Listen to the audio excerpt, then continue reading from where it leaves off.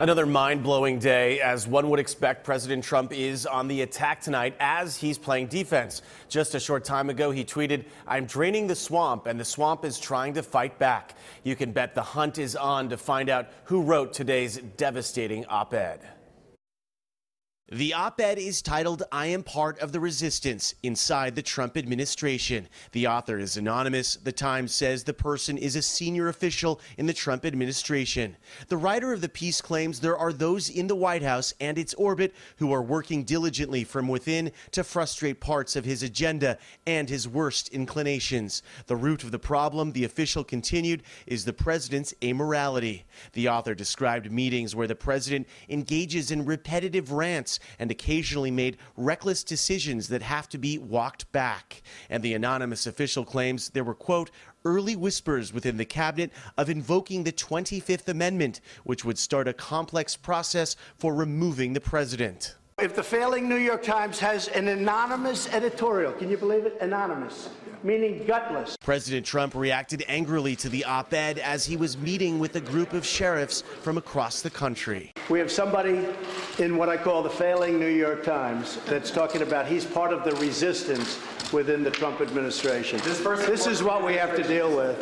And, you know, the dishonest media, because you people deal with it as well as I do. Trump's attack on the article continued into the evening on Twitter. In one tweet, he posted, "treason" in all caps. In another tweet, he says, does the so-called senior administration official really exist, or is it just the failing New York Times with another phony source? If the gutless anonymous person does indeed exist, the Times must, for national security purposes, turn him or her over to government at once.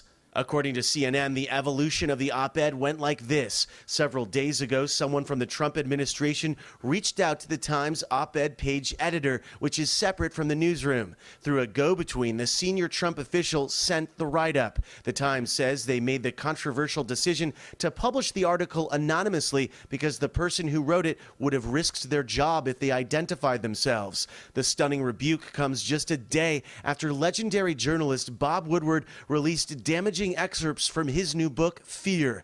The book mirrors much of what was said in today's New York Times op-ed, that according to top advisors, the president is unhinged and lacks the basic abilities to do his job. Trump was asked about the book several times today and answered repeatedly with this.